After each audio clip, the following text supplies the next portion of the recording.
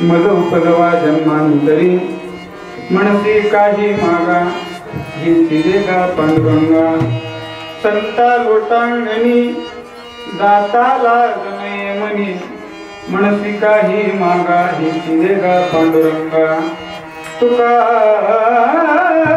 मने अंगे शक्ती नाच रंगे मनसी काही मागा ही देगा पांडुरंगा पांडुरंगा करू प्रथम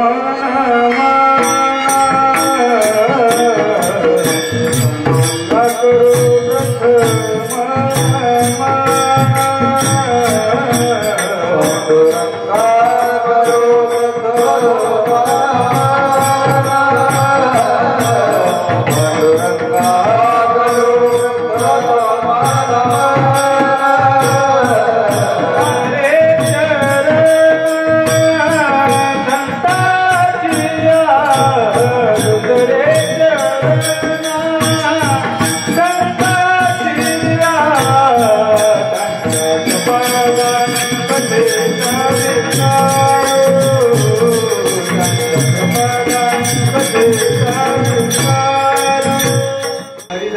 घरी मधु उपजवा जन्मांतरी मनसी काही मागा हे चिलेगा पांडुरंगा प्राप्त प्रसंगी प्राप्त स्थळी कीर्तन रूपी सेवेकर्त्याने म्हणलेला अभंग महान भक्त देवीचे सुप्रसिद्ध साधू वैराग्याचे मूर्तिमंत पुतळे जगद्वंदनीय जगद्गुरु तुकाराम महाराजांचा 4 चरणाचा मागणीपर प्रकरणातील आज आपल्या चालू असलेल्या अखंड हरिनाम सप्ताहातील जागराचा दिवस आहे। आजच्या दिवशी उपांत्य दिवस आहे। उद्या कालाची कीर्तनाची सेवा आहे। त्यामुळे आज संप्रदायाच्या अलिखित नियमाप्रमाणे मागणीपर अभंग असावा या परंपरेनं आपण सगळी चालणारी माणसं असल्यामुळं या अभंगाची योजना या ठिकाणी केलेली आहे. गेली 40 वर्ष झाले हा उत्सव अखंडपणे चालू आहे. त्यामुळे सर्व ग्रामस्थ, माता माऊली, आमच्या ताई भूमी, ताई जगदाळे, दीपक महाराज माझे मित्र आहेत, त्यांच्या शिष्य आहेत आणि सर्व ग्रामस्थाच्या सहकार्याने चालू असलेला उत्सव आहे. 9:30 पावणे 10 म्हणजे जेवायला झाले होत्या. त्यामुळं आता जागराचं कीर्तन आहे. जागर राहिलं पाहिजे जास्त वेळ असं आज. तुम्ही काय काळजी नका करू. तुमचा जेवढा पाठिंबा असेल तेवढं कीर्तन आहे. करता घेतले अभंगातून जगद्गुरु तुकाराम महाराज पांडुरंग परमात्म्यासमोर मागणी मागतायत. या अभंगातून तुकोबराय देवाजवळ मागतायत. महाराजांच्या गाठ्यामध्ये मागणीपर प्रकरणातील अनेक अभंग आहेत. तसं तर जगद्गुरु तुकोबरायांचे अनेक अभंग ज्यावेळेला वाचले त्यावेळेला असं समजतं तुकाराम महाराजांनी मागणी याचा 36 आकडा आहे. तुकाराम महाराजांना मागितलेलं अजिबात आवडत नाही. फक्त त्यांना आवडत नाही अशातला भाग नाही, तर 4-5 प्रकाराने जर विचार केला, एक तर त्यांच्या स्वभावाला आवडत नाही, दुसरी गोष्ट परंपरेला त्यांच्या मान्य नाही, पुन्हा तिसरी गोष्ट त्यांची अवाप्त कामता, शास्त्रीय भाषेमध्ये तर असा शब्द आहे, त्यांच्या जीवनात काय शिल्लकच राहिले नाही. काम नाही झालं काम. यानुसार जरी विचार केला आध्यात्मिक दृष्ट्या तर त्यांच्या दृष्टीने त्या अंगाने त्यांना मागणं शोभत नाही. परंपरेला अनुसरून नाही, स्वभावाला अनुसरून नाही, अवाप्त कामतेला अनुसरून नाही. आणि वाङ्मयाला सुद्धा, अध्यात्मामध्ये सुद्धा देवाजवळ मागणं हे कमीपणाचं लक्षण आहे. मागणं हे काय भूषणाचं लक्षण नाही. अशा 3-4 गोष्टी त्यांच्या विरोधात आहेत, तरी सुद्धा महाराज अभंगात मागतायत. परंपरेला अनुसरून का नाही तर तुकोबराय सांगतात, वडिलांची रीत जाणत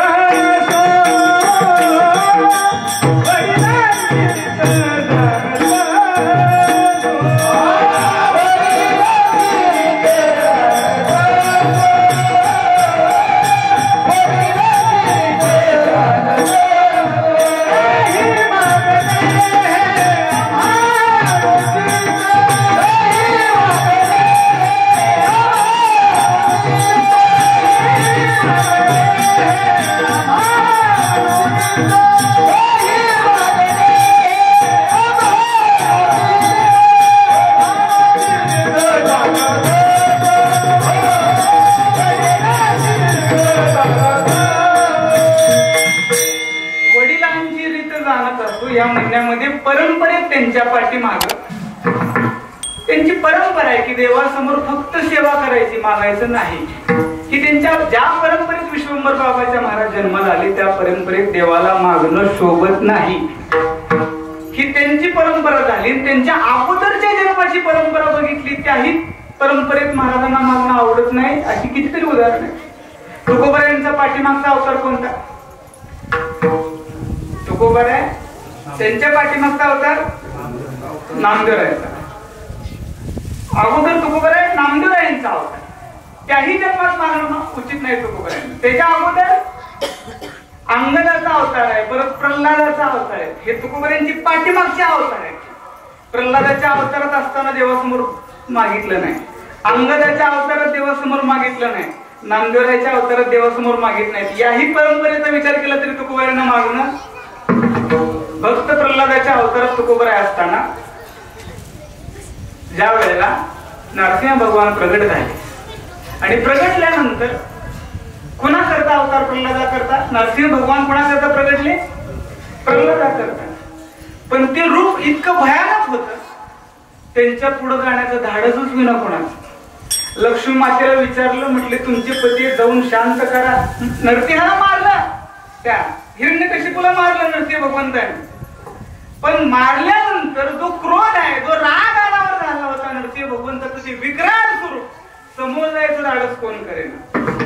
मग जी जुनी माणसं होती, मालक किती जरी रागाला गेलं तरी शेवटी घरातल्या माणसाला घाबरतो, अशा जुन्या माणसाचा अनुभव असतो. मग विचार केला कोणच समोर नाही. भगवंताची लक्ष्मी माता आई साहेब पत्नी आहे. लक्ष्मीला सांगितलं तुमचे मालक आहेत, दात तुम्ही तुम्हाला बघितल्यावर तर थोडं म्हणजे काही माणसं, एक माणसाचं नाव आडनाव वाघ म्हणून घाबरत नाही. त्याला विचारलं तुम्ही काय घाबरत नाही? म्हटले आडनावच पट्ट्याचं वाघ आहे म्हटलं, म्हणून कोणाला घाबरत नाही. मग म्हटले वाघ आडनाव असल्यामुळे कोणाला घाबरत नाही, बायकोला काय घाबरता? म्हटले तिचं माहेरचं आडनाव वाघ मारे म्हटले. वाघाला भीती वाघ मारायचीच ना. मग तसं जगाचा वडीलधाऱ्या जुन्या माणसाला अनुभव असतो. माणूस कितीतरी बाहेर ताकदवान असला तरी घरी तरी कमीत कमी घाबरतो. म्हणजे जुनी माणसं होती ती म्हटली आईसाहेब तुमचे मालक आहेत बघा शांत होतील का? आईसाहेबांनी सांगितलं असं रूप पाहण्याची माझी सवय नाही म्हटली. मी माझ्या मालकाला पाहिलेलं आहे, पण कसं पाहिलेलं आहे?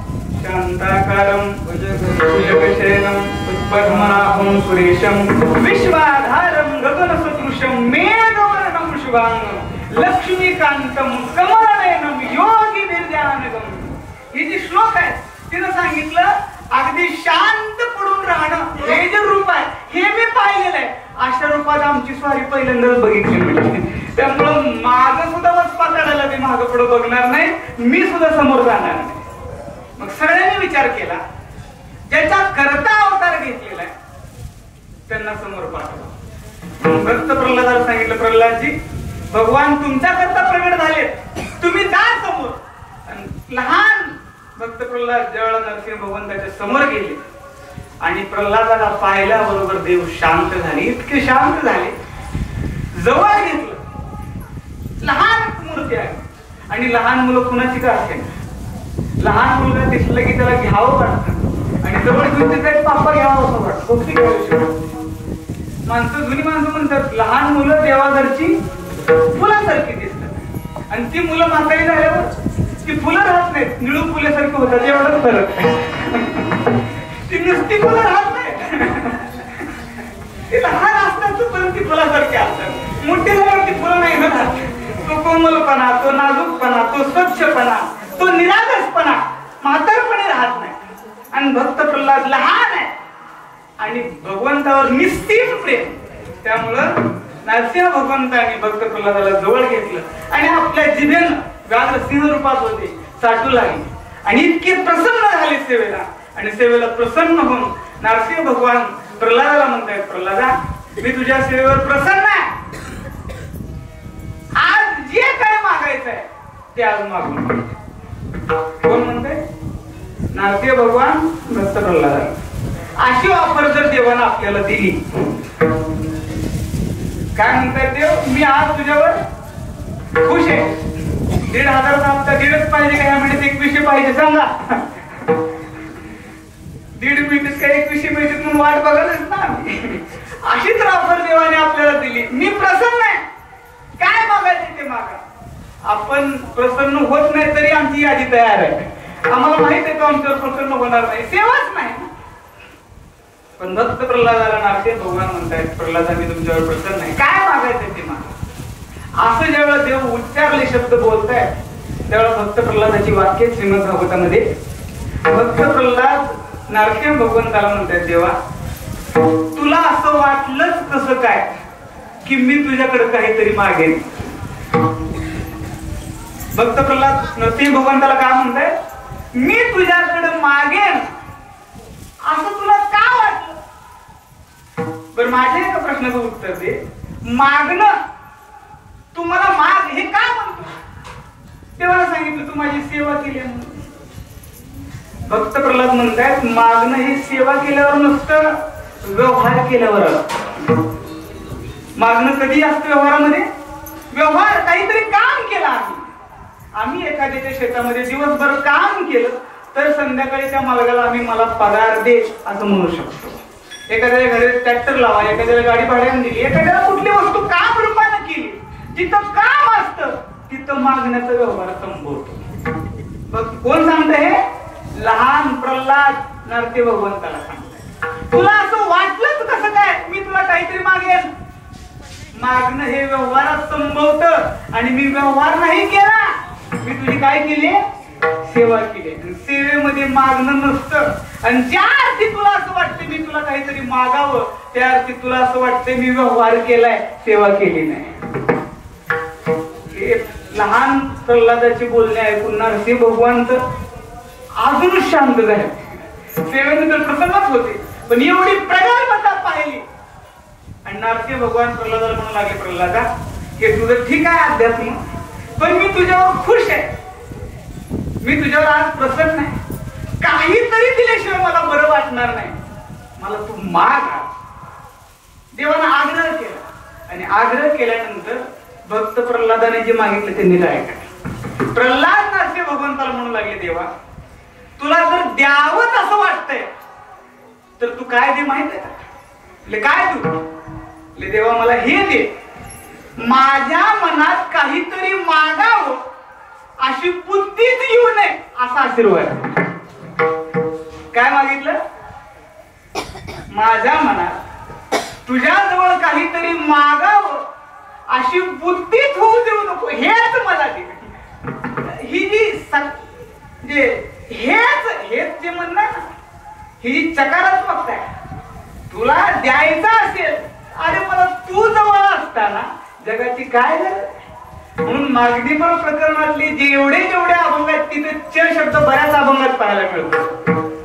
हे चे दान दे गा देवा, हे चे दान दे गा देवा,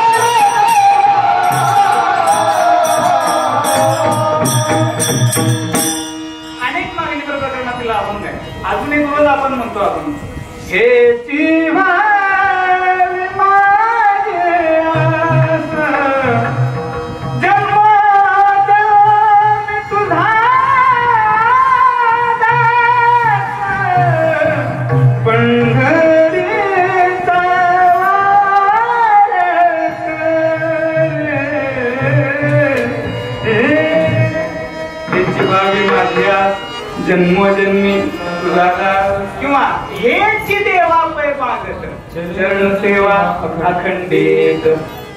मला सांगा, देवाजवळ देव मागावा का संसार मागावा? काय मागावं? देवाजवळ देव मागावा का संसार मागावा? आम्ही देवाजवळ देव कधी मागतो का? नाही. 10-20 रुपये जर नारळ फोडतो, पण 10-20 लाखाची लॉटरी लागू दे म्हणतो. पण सेवा तेवढी केल्यानंतर मागायला काय हरकत नाही. आता ह्याची दान दे का आम्ही अभंग म्हणतो, पण गुलाबजामुनाची पंगत असल्यावर म्हणतो ह्याची दान दे का देवा. पंगत पिठलं भाकर आली की म्हणतो ठेवले आनंद, आणि जर ठेशावर पाणी आली तर म्हणतो आली या भोगाचे. आम्ही सोयीनं वागतो, आमच्या सोयी. तुमच्याकडे घेतच म्हणतात ना, कचटका म्हणतात, म्हणजे मला घेतो नका घेता म्हणतात. आमच्या इकडे सोलापूरला भाजीवर जे तेल येतं त्या तेलाला तरी वाढा म्हणतात. तरीच सांगा तुम्ही, त्या तरीला काही ठिकाणी कट वाढा म्हणतात. कट म्हणजे काही ठिकाणी सांगली जिल्ह्यात कवठे महांकाळ तालुका आहे, तिथे कीर्तनाला गेलो, जेवायला बसलो, घरात एक आजी आणि एक मोठं पैलवान पोर, कोल्हापूर सांगली पैलवान मजबूत सगळे मोठं पैलवान पोर. जेवायला बसलो, त्या आजीनं त्या पैलवान पोराला सांगितलं महाराजला जरा चोख दे म्हटली. काय चोख दे? जेवायला बसलेलो नुकतं चोख दे म्हटल्यानंतर मला कुठला घाम ना, आपली तब्येत त्या पोराची तब्येत काय मेळ लागत नाही. म्हटलं आजी मला जेवायलाच नको, माझा उपास आहे म्हटलं. कीर्तन झाल्यावर कळलं मला तिथं ते भाजीवरच्या तेलाला जरा कट वाढा म्हणते, जरा चोप वाढा. भाजी तेलाला काय म्हणते? चोप वाढा, जरा चोप वाढा. भाग बदलला की भाषा बदलते. मला आम्ही देवाजवळ कधी संसार सोडून देव मागतच नाही, आणि तो बरं मागायलाच तयार नाही. ते म्हणतात माझ्या परंपरेला अनुसरून नाही, फक्त परंपरेला अनुसरून नाही, स्वभावालाही अनुसरून नाही. स्वभावाला तुकोबांना मागितलेला अजिबात आवडत नाही. तुका म्हणे करी ब्रह्मांड ठेंगणे हात पसरी जिने धिगरी आहे. हे स्वभावाला अनुसरून नाही, मग ते प्रमाण ही परंपरेला अनुसरून नाही. दुसरी गोष्ट आध्यात्मिक दृष्ट्या विचार केला तर त्यांची अवाप्त कामता ते पूर्ण झाले. त्यांना आता मागणं आणि देणं यातला काही विषय राहिलाच नाही.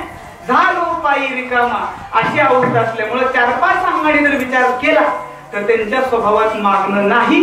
तरी सुद्धा तुकोबा आज मागतात. काही गोष्टी जीवनामध्ये सहज मिळतात. नीट गोष्टी लक्षात ठेवा. काही जी गोष्टी जीवनामध्ये कशा मिळतात? सहज मिळतात. सहज कुठल्या कुठल्या गोष्टी मिळतात? मला सांगा, मरासाठी प्रयत्न करावे लागतात का मरण सहज मिळतं? मरण हे त्याला फास घ्यायची गरज नाही. थोडे दिवस थांबा.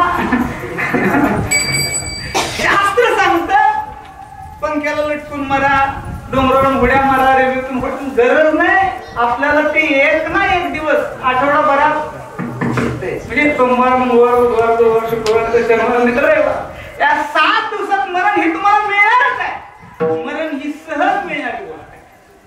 दुसरी गोष्ट, मूर्ख माणसाच्या भेटीकरता प्रयत्न करण्याची गरज नाही. तो तुम्हाला सहज गाठ पडू. शास्त्राने 3-4 गोष्टी सहज मिळतात म्हणून सांगितले. त्यातली पहिली गोष्ट मरण सहज मिळतं. दुसरी गोष्ट मूर्ख व्यक्ती सहज मिळतो, त्याला प्रयत्न करण्याची गरज नाही. तिसरी गोष्ट आळस ही माणसाला सहज भेटतो. आळसा करता प्रयत्न करावा नाही. त्यातले त्यात कीर्तनात तर सहज माणसं असं कीर्तन रंगत आलं की मोठ्यानं जांभळे देतात. त्याला काही प्रयत्न करावा लागत नाही. आळस सहज मिळतो. त्या सहज मिळणाऱ्या गोष्टी, काही गोष्टी सहज मिळतात. म्हणजे कीर्तनात आल्याबरोबर काही जणांना नुसतं यायची गरज आहे, नुसतं निघालो म्हटलं की झोपा लागतात काही जणांना. एका आजीनं कीर्तन झाल्यानंतर माझी गाठ घेतली. म्हटले महाराज उद्या कुठे कीर्तन आहे? म्हटलं आजी का चांगलं झालं? तसं नाही म्हटले महाराज, कीर्तन चांगलं झालं हा विषय नाही. मग का उद्याचं कीर्तन कुठे म्हणून विचारतात. त्यानं सांगितलं 20 डॉक्टरला जे जमलं नाही ते तुम्हाला जमलं. 20 डॉक्टर बदलले.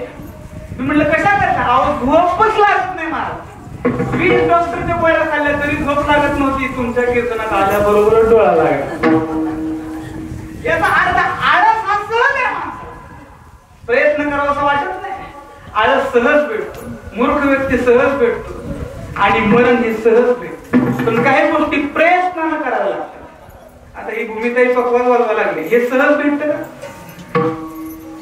इथं महाराज माऊली महाराज, सिद्धेश्वर महाराज, खंडोबा गायन का हे सहज आहे का? नाही. कीर्तन करणं सहज आहे का? त्याला प्रयत्न आहे. प्रयत्न आणि प्रयत्न पण उन्हाळ्यात सुट्टीत पाठवून नाही. आम्हाला लोक कीर्तन झाल्यावर म्हणतात महाराज आमचं पोरगं उन्हाळ्यात सुट्टीत घेऊन जावा आणि त्याला पकवा शिकून पाठवा. अरे उन्हाळ्यात सुट्टीत तर पकवा शिकला असतं. एवढं सोपं नाही.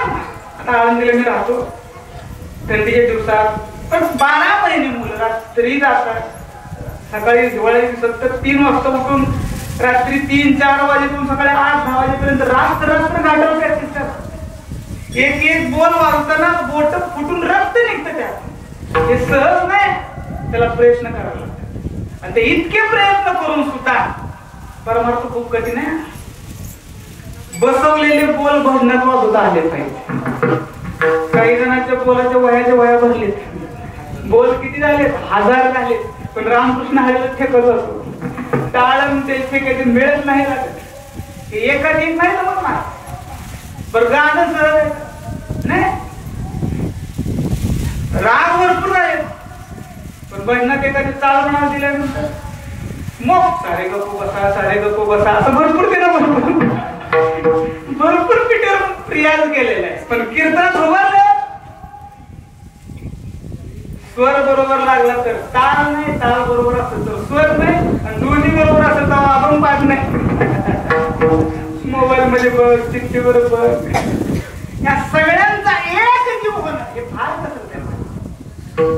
आणि राग किती जरी शिकले तरी स्वर लागण्याकरता भगवंताची जोपर्यंत कृपा होत नाही तोपर्यंत नाही. आणि पुन्हा गात असताना हे गाणं सुद्धा देवा करताय का लोक करताय? देवा करताय. कारण या सगळ्या गोष्टी प्रयत्नपूर्वक आणि ईश्वर कृपेशिवाय होत नाही. हे प्रयत्नाने मिळवावं लागतं. काही गोष्टी सहज, काही गोष्टी प्रयत्नाने, आणि तिसरी गोष्ट मला सांगायची, काही गोष्टी हट्टाने मिळवाव्या लागतात. कशा मिळवाव्या लागतात? हट्टाने. तसं बाळ हट्ट आहे, स्त्री हट्ट आहे, राज हट्ट आहे, अनेक हट्ट आहे.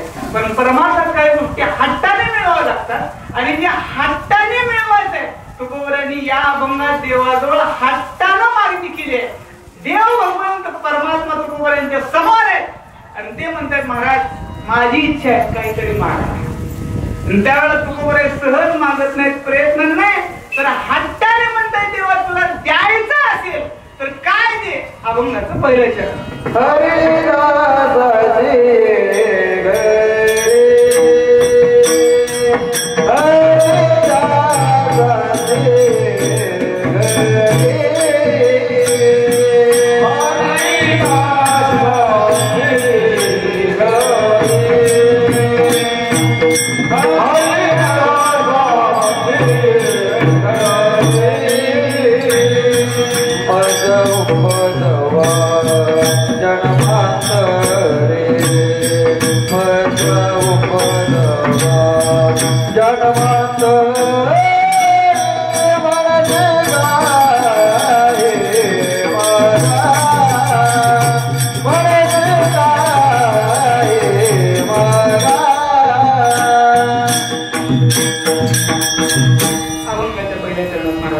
हरिदासाची घरी मग उपगवा जन्मांतरी म्हणती काही मागा हे दिलेगा पांडुरंगा. हट्टाने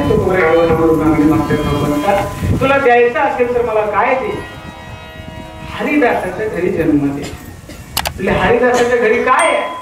हरिदासाच्या घरी गेल्यानंतर वैष्णवा घरी सदा सर्व काळ ऋण गुणती टाळ. जन्मांतरी असा शब्द प्रयोग आहे. जन्मांतरी म्हणजे अनेक जन्मात, कुठल्याही जन्म दे, कशाही पद्धतीने दे. तुकोबरांचा आणखीन एक अभंग आहे. संत समागम एखादी परे, संत समागम एखादी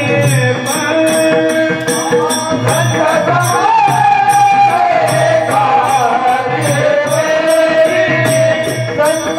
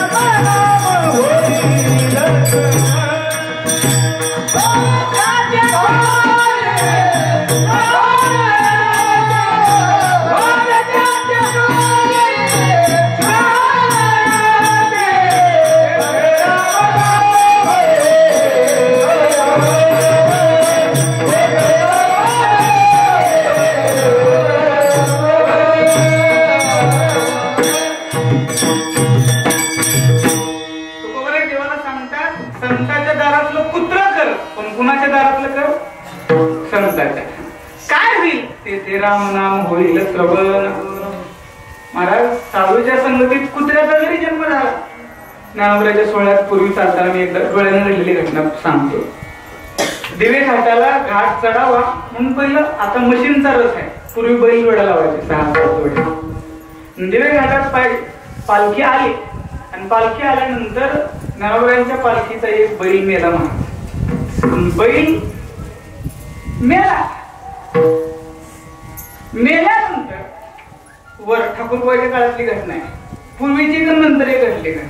घाट सोडून वर गेल्यावर आणि गेल्यानंतर आता पूर्वीचा काळ, आता बैलजोडी पुन्हा दुसरीकडून आणायची, मग ज्ञानोबरांचा रथ चालणार. बऱ्याच काळ सोहळा लागला थांबला आणि थांबल्यानंतर त्या काळात ठाकूरबुवा म्हणून होऊन गेले. ठाकूरबुवाने विचार केला तर दुसरी बैल येणार, मग ती लावणार, संध्याकाळ झालेली, कधी जनावर सासवडला पोहोचायचे. ठाकूरबुवा जो मिळेला बैल आहे त्या बैलाच्या जवळ गेले आणि त्या बैलाच्या पाठीवर एक थाप मारली आणि त्याला सांगितलं, अरे सरजा जनावर थांबले, आता दुसरा बैल कधी येणार? असं वारकऱ्यानं पंढरपूरला बसल्याशिवाय मरण शोभणार नाही तुला. उठ, तुला मरायचं तर पंढरपूर गेल्यावर मत, इथं मरू नको, 16 थांबलाय. अशी थाप मारली ठाकूरबुवानी बैलाच्या पाठीवर आणि झोपीतनं माणूस जसा उठावा तसा बैल उठला. महाराज झोपीतनं ज्ञानोबांच्या रथाला लागला आणि 16 पंढरपूरला. ती म्हणजे थाप मारणारी पण तशी ठाकूरबुवा होती. आता थापा मारणारे झाले, थाप मारणारे नाही. ज्या बैलाच्या पाठीवर थाप मारली ठाकूर महान संत होऊन गेले मराठवाड्यामध्ये. मेलेला बैल उठला ज्ञानोबांच्या पालखीला, पुन्हा ज्ञानोबा निघाला. ठाकूरबुवांचा घोडा सुद्धा तसाच होता. त्याच ठाकूरबुवांचा घोडा मराठवाड्यातून ते महिन्याच्या वारीला पंढरपूरला यायचे. घोड्यावर बसून पहिला काळ गाडीचा नव्हता. आणि त्या ठाकूरबुवाच्या घोड्याचं वैशिष्ट्य असं होतं, पूर्वीचा काळ पंचांग गावात काका एकच असायचे, ब्राह्मण काका, आणि 2 एकादशी आले तर काकाला विचारायची सोय असायची. पण प्रत्येक गावात काका असलेली सोय नाही. मग 2 एकादशी आल्या तर कुणाला विचारायचं? मग अडाणी समाज. मग ती लोक काय करायची गावातली ठाकूरबुवाच्या, ते म्हणायचे आज 2 एकादशी आले, कुठली धरायची? ते म्हणायचे असं करा, ठाकूरबुवाच्या घोड्याजवळ जावा आणि त्याला खायला कन्ने फुटाणे जे काही त्याचं खाद्य आहे घोड्याचं, त्याच्या ते खाण्यात चालायचं, त्याच्या पुढे त्या. जर तिने खाल्ला तर समजायचं आज एखादं नाही, आणि जर त्याने नाही खाल्ला तर समजायचं आज. अहो त्यांचा घोडा एखादच करायचं, आज घोडबी झाली एवढी मोठी तरी एखादच करायचं आहे. मग साधूच्या संगतीतला घोडा एखादच करतो. ज्ञानोबांनी ज्या पाठीवर हात ठेवून ज्ञानदेव म्हणे बोले रे ऋग्वेद, ज्ञानोबांनी कुणाच्या मुखातून वेद बोलवले?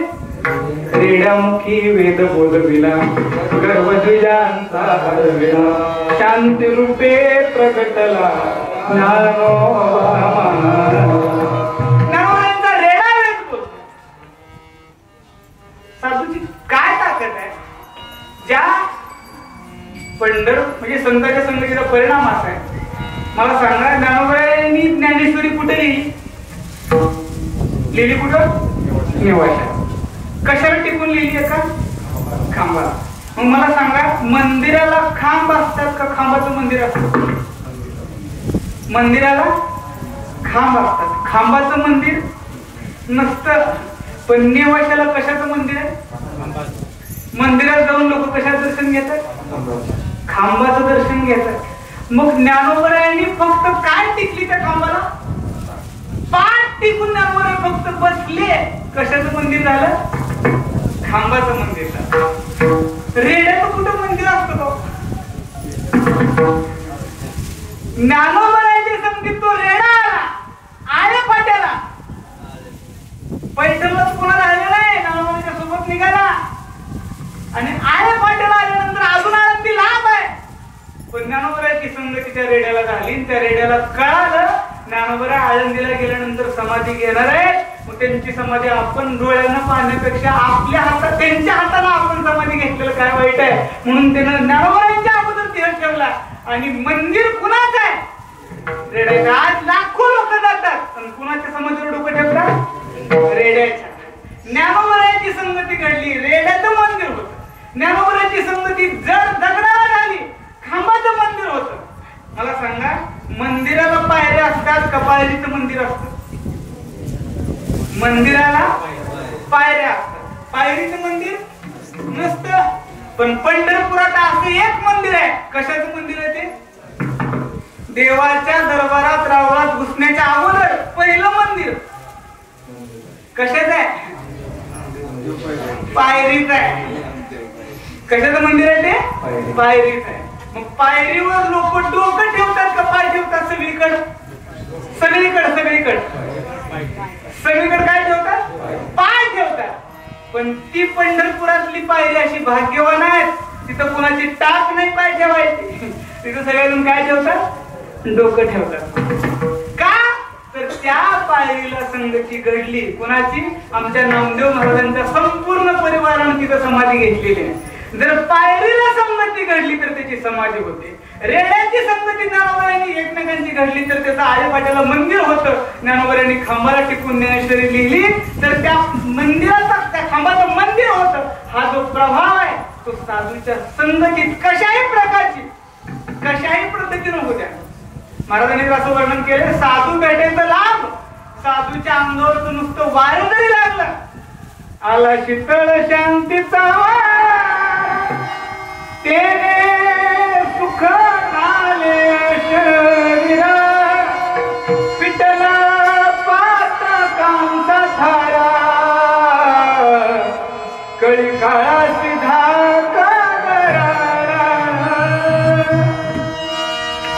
साधूच्या अंगावर तो वारं जरी लागलं तरी कोण काळ घाबरतो, काळ. आणि आम्ही साधूच्या वाऱ्याला उभं राहायला तयार नाही. आम्हाला वाटतं बुवा भेटलं की 100-500 दक्षिणा द्यावी लागेल, त्यापेक्षा लांब जाहीर चला. महाराज सांगतात कुठल्याही जन्मात कशाही पद्धतीनं मध उपजवा जन्मांतरी. मी आळंदीच्या वेळेला शिकायला होतो का, त्यावेळेला आळंदीत 2 कुत्रे असे होते. ज्ञानोबरायांचं संध्याकाळी, रोज संध्याकाळी 6-7च्या दरम्यान ती कुत्री ज्ञानोबरायांचं दर्शन रांगेत दर्शनाला लाईनला उभं राहायचे. कुठं दर्शन रांगेत माणसासारखं रांगेत उभं राहायची. नंबर न घुसून वशिल्यानं जात नव्हती. कोण? हा मी त्यांचं सांगलोय. लाईन मध्ये यायची, वशिला घुसून घुसाघुशी माझे बघा आमचं दर्शन नाही. रांगेनं रोज कुणाला न चालता ज्ञानोबराच्या समाधीजवळ गेल्यानंतर मस्तक ठेवायची आणि जिभेनं समाधीला टाकायची. रोज काय सेवा केली असेल, पूर्वी ज्ञानोबा आळंदीत राहिले असेल, ज्ञानोबांची सेवा केली असेल, तरी मागेही मागितलं असेल देवाजवळ, माऊलीजवळ, माऊली पुढचा तर जन्म मिळाला, कुत्र्याचा मिळवते पण मला आळंदीत मिळवते. ही परमार्थाची सेवा आहे. ही जी निष्ठा आहे ती अशा निष्ठेनं देवासमोर ही भावना होते. महाराज कशाही परिस्थिती असू दे, मला जन्माला घालायचं असेल तर कसं घाल, हरिदासाची घरी मध उपजवा जन्मांतरी. मला कुठल्याही जन्मात घाल पण हरिदासाच्या घाल. का? तिथं गेल्यानंतर मला काय घडेल, देवाचं भजन. विठोबा रखुमार, जय जय विठोबा रखुमार, विठोबा रखुमार, विठोबा रखुमार, विठोबा रखुमार, रखुमार, जय जय विठोबा रखुमार, विठोबा रखुमार, विठोबा रखुमार, विठोबा रखुमार. हरिदासाची घरी मध उपजवा जन्मांतरी, मनसी काही मागाही केले गा पांडुरंगा. तुकोबा सांग देवा, माझं मागणं स्वभाव नाही, परंपरा नाही, इच्छा नाही, पण तू म्हणतो ना, म्हणून महाराज सांगतात मनसी काही मागा, मनसी काही मागा, मनसी काही मागा, मनसी काही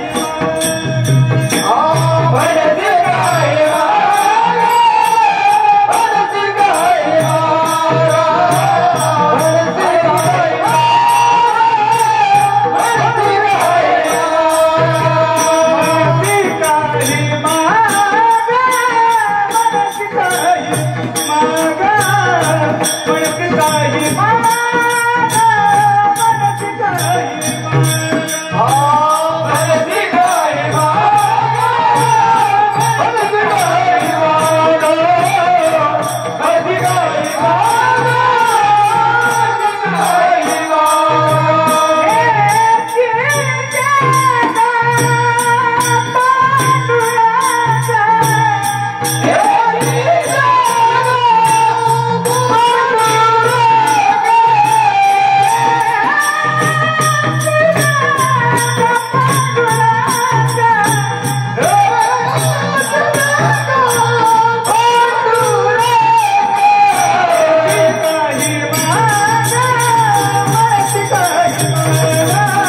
मला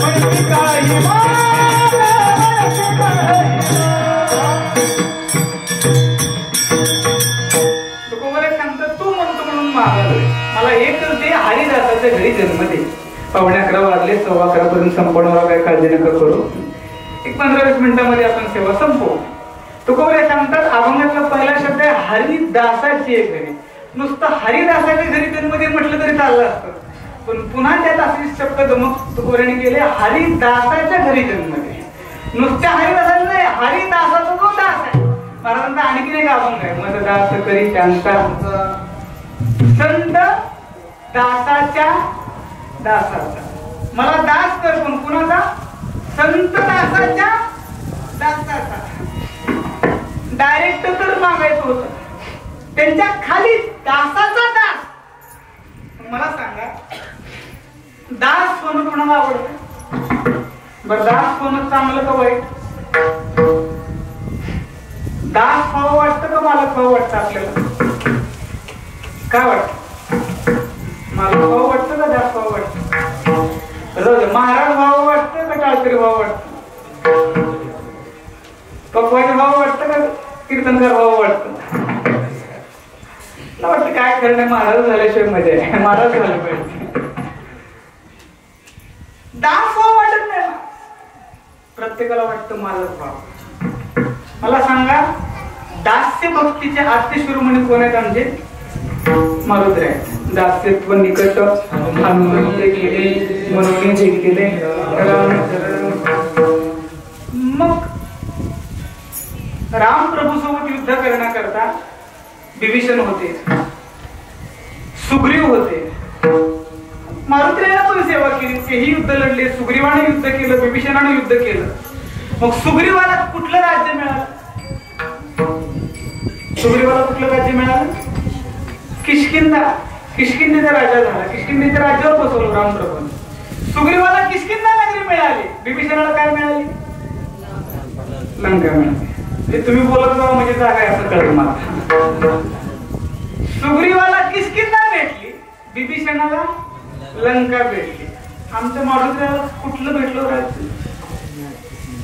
मारुतीला कुठलं राज्य भेटलं? कुठलं राज्य भेटलं नाही ना.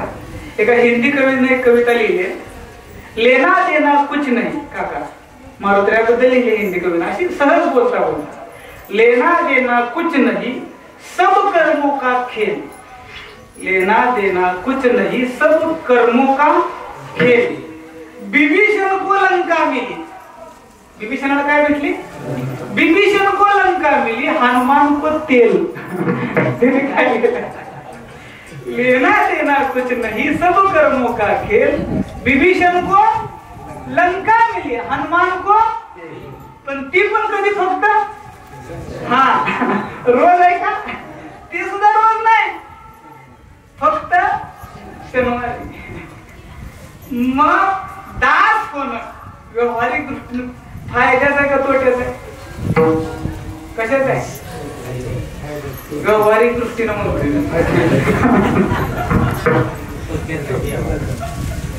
आणि आम्ही व्यवहार पाहणारी माणसं आहे. महाराज सुद्धा तुम्हाला व्यवहारिक दिसलं पाहिजे. महाराजाला जर म्हणजे बॉडी गाडी माडीवाला नसेल महाराज, तर त्याला हा कळत नाही म्हणतात काय.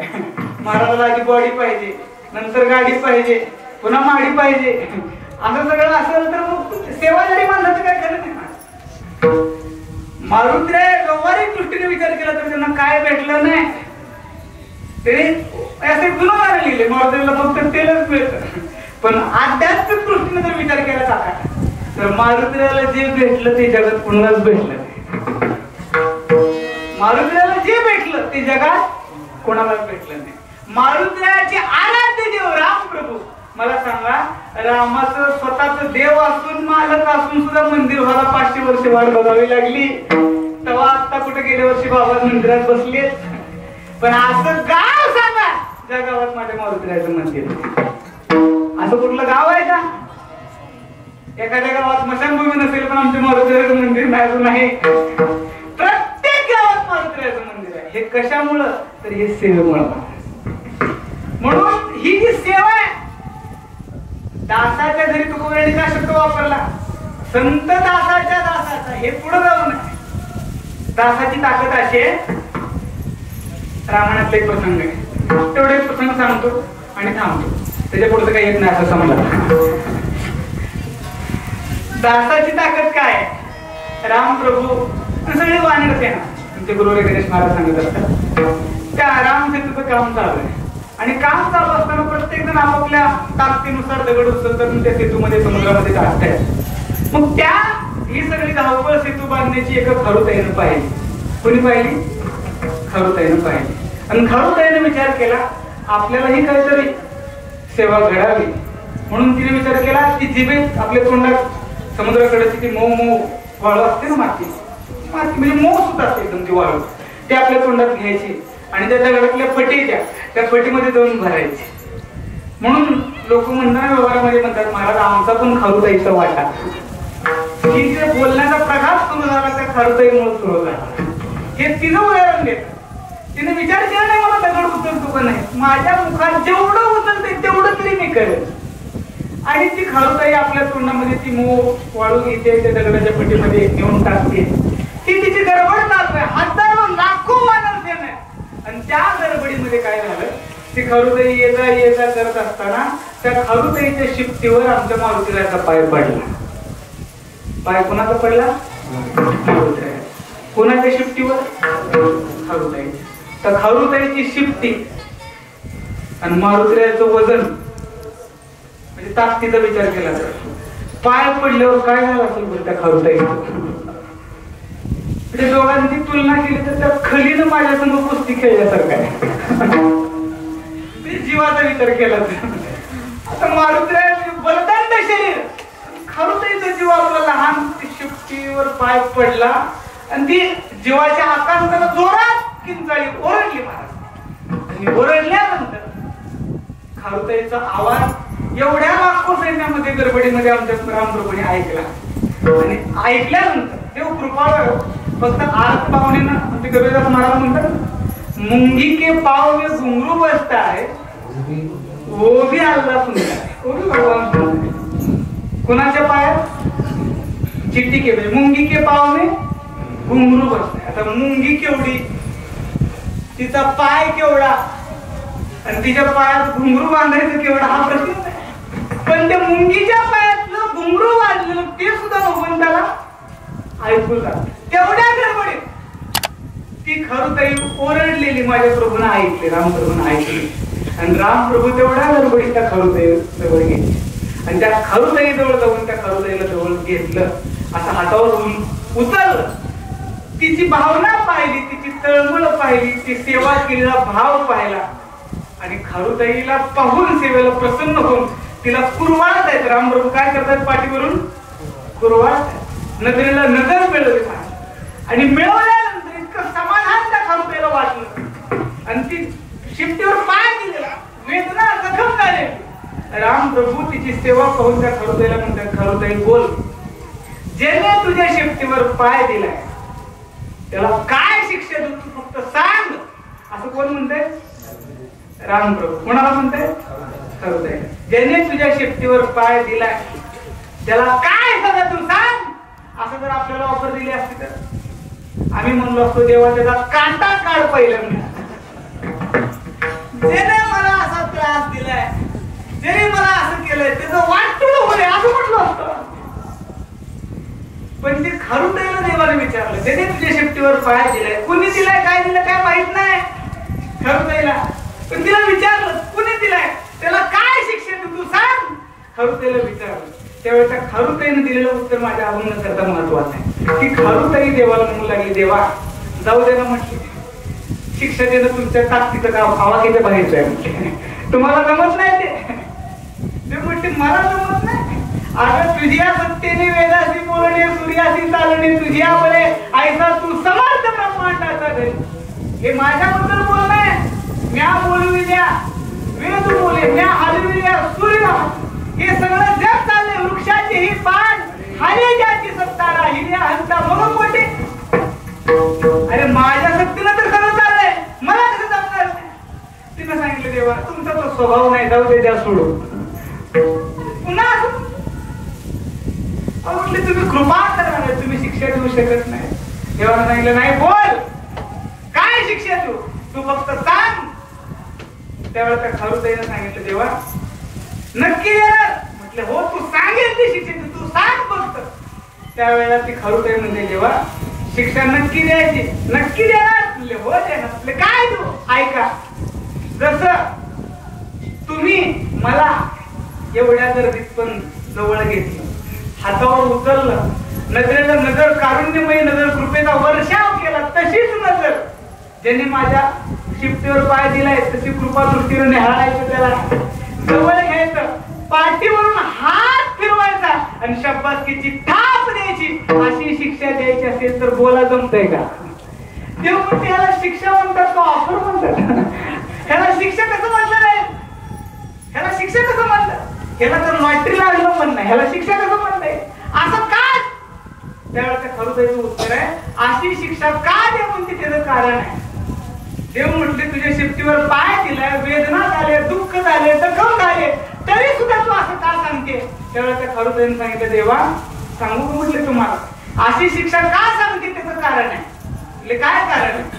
म्हटले ज्या भक्तांनी, ज्या कुणी सेवकांनी माझ्या शिफ्टीवर पाय दिलाय तो पाय काय साधारण म्हटले, जो पाय माझ्या शिफ्टीवर पडला तो पाय साधा, अहो तो पाय पडलाय त्या पायाची ताकद अशी आहे. आजपर्यंत मी तर बरेच दिवस झाले खरुताई त्या वाळू भरण्याचं काम करते, पण एवढ्या गडबडीत आजपर्यंत तुम्ही कधीच बघितलं नाही मला. पण त्या पायाची ताकद अशी देवा, नुसता पाय पडल्याबरोबर तुम्ही मला उचलून घेतलं. त्या पायाची ताकद काय आहे? त्या पायाचा प्रभाव असा आहे नुसता पडल्याबरोबर लाखो सैन्याच्या गडबडीत तुम्ही माझ्या जवळ आला. नुसतं जवळ आला नाही, कृपा दृष्टीनं निहाळलं, माझी विचारपूस केली आणि फाटीवर शाबासकीची थाप दिली. ही ताकद कुणाची आहे? पायाची. तो प्रभाव कुणाचा आहे? त्या ताकदीचा आहे, त्या सेवेचा आहे. तो पाय माझ्या मारुतीरायाचा. त्या पायाची ताकद अशी आहे, त्या प्रभाव असा मारुतीरायांचा, जिथं मारुतीरायाला तुकोबाला विचारतायत शरण शरण हनुमंता तुम्हा काय भक्तीच्या त्या वाटा मज गावा सुगता. तो पाय जर देवा माझ्या शिफ्टीवर पडला नसता तर तुम्ही मला विचारलं नसतो. ते खरं ते काय म्हणते, तो पाय पडला नसता तर तुम्ही मला जवळ घेतला असतं का? नाही. म्हणून ही जी ताकद आहे ती दासाची ताकद आहे. हे जे सामर्थ्य ते दासाचं सामर्थ्य. म्हणून तुकोबांचे अनेक अभंग पहा. कोण पुण्य त्यांचा महाराजांना सेवक होणं आवडतं आणि नुसतं सेवक नाही, दासांच्या घरी जन्माला येणं. नुसतं सेवक नाही, संत दासाचा दास होणं तुकोबा सांगतात. म्हणती काही मागा याची रेगा पांडुरंगा, मला हेच दे, याच्या व्यतिरिक्त आणखीन काय दे. संता लोटांगणी जाता लाग नये म्हणी. संत महात्म्यांना लोटांगण घालत असताना, नमस्कार घालत असताना माझ्या अंतःकरणात संकोच नकोय. म्हणून संत महात्म्याच्या चरणावर पाया पडताना कसं सांगितलंय, मस्तक हे पायावर वार करी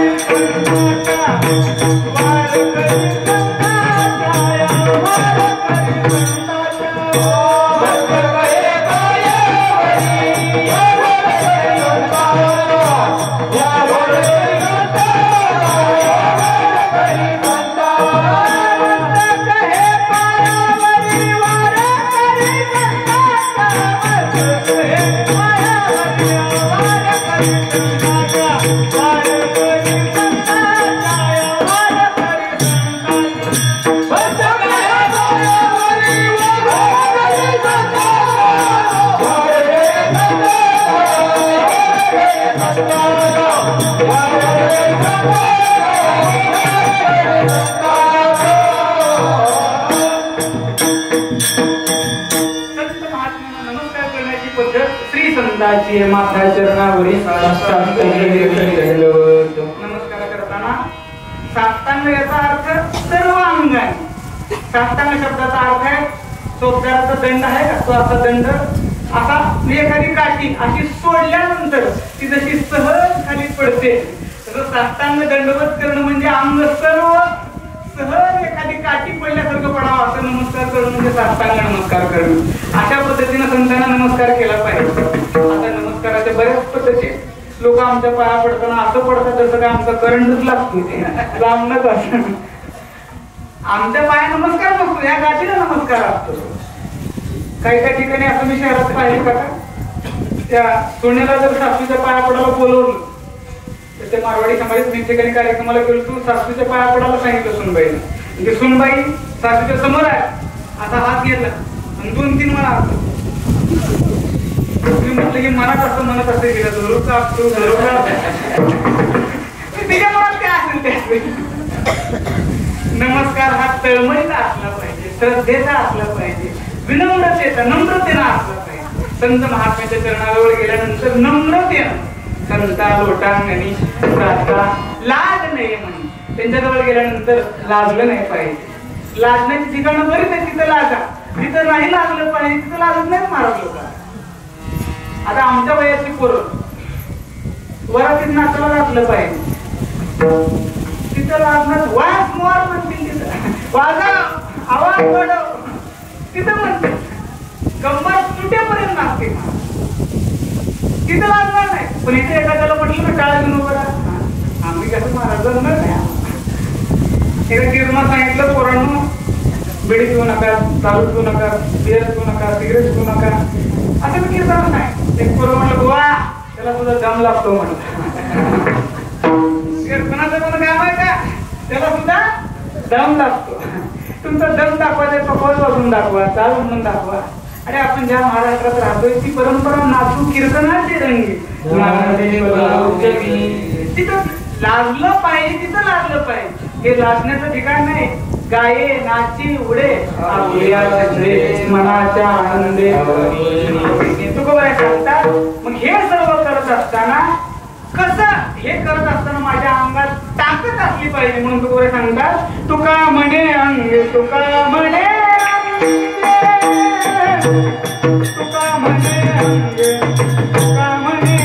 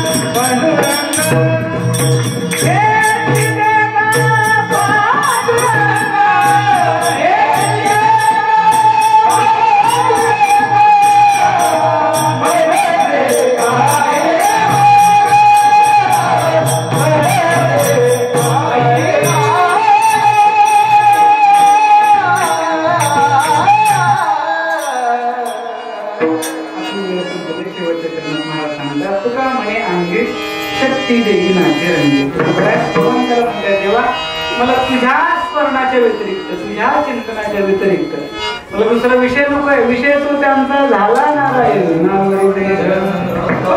भजन. आणि सत्याच्या पत्रिकेत सगळ्यात मोठी हेडिंग काय असते? अखंड हरिनाम सप्ताह. अखंड शब्द असतो पण आता खंड पडत चाललाय. कमीत कमी ही जागा विनेकरणी भरून काढायची असते. बरं, जे विण्याचे जे पहारा असतो ना, पहारा, त्याला सत्यात सगळ्यात मोठं किंमत आहे. कारण बाकीच्या गोष्टीत थोडा गॅप असेल. 7 ते 10 ज्ञानेश्वरी पारायण, पुन्हा 11 ते 12 गाथा भजन असेल, दुपारी विश्रांती, परत 4 ते 5 हरिपाठ, परत प्रवचन, परत कीर्तन, म्हणजे थोडा थोडा गॅप आहे. पण विना मात्र पहिल्या दिवशी उभा करतात तो काल्याचं कीर्तन झाल्यानंतर उतरवला जातो. मग विना ज्यांनी घेतलाय त्याने तो वाजून 5 मिनिटाला 10 मिनिटाला होईना एकदा रामकृष्ण हरी तसं तर कायमच म्हटलं पाहिजे. तर अखंड हरिनाम जप करण्याची ती सगळ्यात मोठी ताकद आहे, ती सगळ्यात मोठी सेवा आहे. पण आता विनेकराची गावोगावची परिस्थिती आणि सत्याची काय झाली आहे. मी पुण्यात गेलो काका, पुण्यात 97 कीर्तन होतं आणि पुण्यात लोक पुण्यातला पाहुणचार म्हणजे घरी न्यायची काही पद्धत नाही. पुण्यातला पाहुणचार असा आहे, तिथे एखाद्याच्या घरी गेल्यानंतर म्हणतात पुढच्या वेळेला जेवायला यावर का, म्हणजे आता उपाशी मारा. पुण्यातला पाहुणचार असा आहे, तिथे घरी गेला पुढच्या वेळेला नक्की जेवायला यायचं बरं का, म्हणजे आता उपाशीच आहे असा पाहुणचार. मग घरी कुणी बोलवलं नाही. 7 ते 9 कीर्तन होतं, 6ला पोचलो, 1 तास मंदिरातच बसलो. मग ती विनेकराकडे माझं लक्ष गेलं. 15 मिनिट अर्धा तास झाला की युट्यूबवर व्हिडिओ IPL बघतो विनेकरी. विनेकरी काय बघायलाय, आज हैदराबाद मुंबई पुण्याची मॅच चालू आहे, ती लाईव्ह स्पोर्ट आहे बघायला. मग ती मला काय राहवलं नाही. त्याला म्हटलं महाराज विना घेतल्यावर कधी म्हणजे 15 मिनिटाला 10 मिनिटाला गॅप नाही, एकदा रामकृष्ण हरी म्हणा असं म्हणायचं असतं. म्हटलं कधी तर 10 मिनिटाला पॉज घेऊन कधीतरी एकदा म्हणत जा. त्याला मला सांगितलं, हो महाराज आमचं फक्त घ्यायचं ठरलंय. मला आमचं काय ठरलंय, सत्याचे संयोजक आमचं काय ठरलंय, त्यांना घ्यायचं ठरलंय. तेवढीच बोली झाली आमची. हे रामकृष्ण हरिगिरी म्हणत असेल तर त्याचे वेगळे पैसे द्यावे. आज परिस्थिती प्रत्येक ठिकाणी अशी झाली. पूर्वी गावचा सप्ताह म्हटलं तर ज्ञानेश्वरी पारायणाला मंदिरात बसायला जागा नसायची. मंदिरात प्रत्येक घरातला एक तरी व्यक्ती ज्ञानेश्वरीच्या पारायणाला बसायचा. कोण गाथा भजन, कोण काकड्याला जायचं, कोण हरिपाठाला जायचं. काहीच जमत नसेल तर कोण रांगोळी घालायचं, कोण सडा टाकायचं, कोण सारवायचं. हे प्रत्येक जण आपापली शिदोरी मारत 7 वर्षातनं एकदा होणं याचा अर्थ देवाजवळ जाण्याकरता काहीतरी शिदोरी, काहीतरी गाठोड आम्ही जमा करणार. आज एवढे सत्य व्हायला लागले. डिजिटल महाराज फॉर्च्युनर मध्ये फिरायला लागले. काय थाट चालत महाराज लोकांचं का थाटच नाही कोणाचा. पण तरी सुद्धा परिणाम लोकांवर का होणार, त्याचं कारण आपण सत्याची काहीतरी सेवा गाठोडा आपण जमा करायला पाहिजे. आम्ही करायला तयार नाही. कोण ज्ञानेश्वरी पारायणाला बसायला नाही, कोण गाथा भजनाला नाही, कोण सडा टाकायला नाही. सगळ्यांच्याच महाराजाला की पहिले लोक काका कीर्तन करायला म्हणायचे, महाराज म्हणायची मुक्कामाला येईल का काहीतरी सेवा घडेल, काहीतरी अभंगाचं चिंतन ऐकायला मिळेल, काहीतरी ही सुखदुःखाच्या गोष्टी घडतील.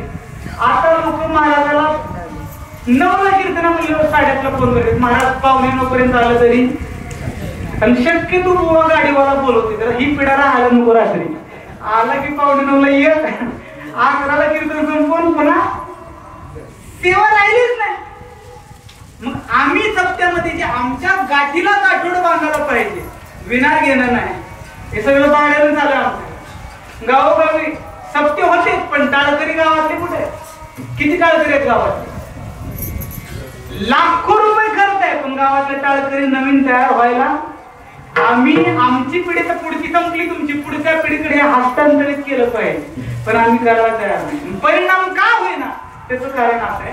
काका मला सांगा, एखाद्या जंगलाला आग लागली, आग कशाला लागली, जंगलाला. मग जंगलाला लागलेली आग विझवायची असेल तर पाणी कशाला लागेल विझवायला, अग्निशामक दलाची बंबच्या बंब आणा लागतील त्या गाड्या, तरी सुद्धा आग विझणार नाही.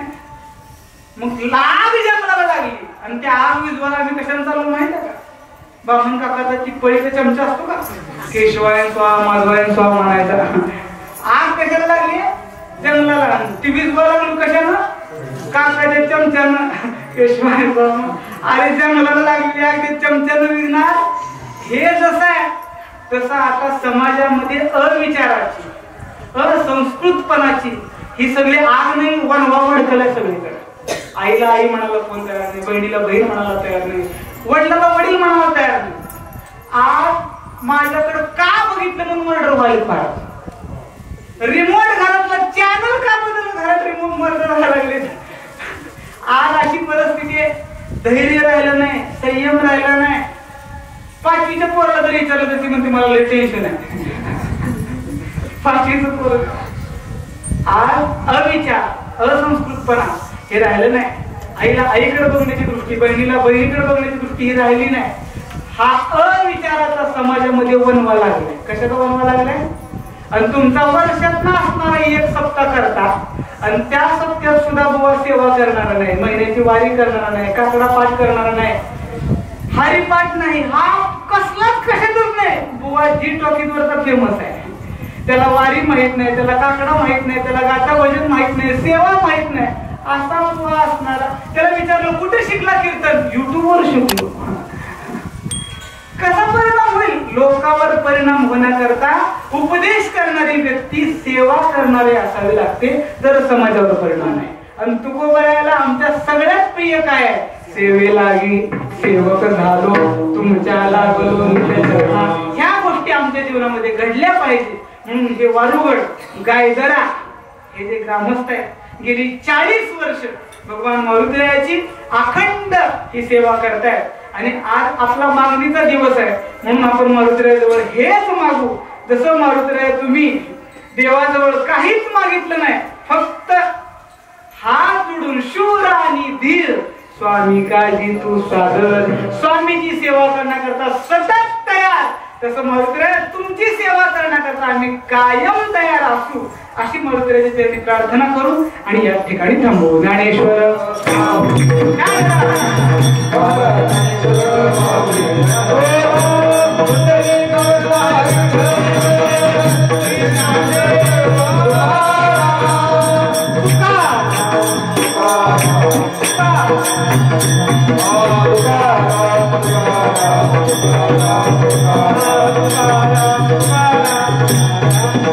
Oh,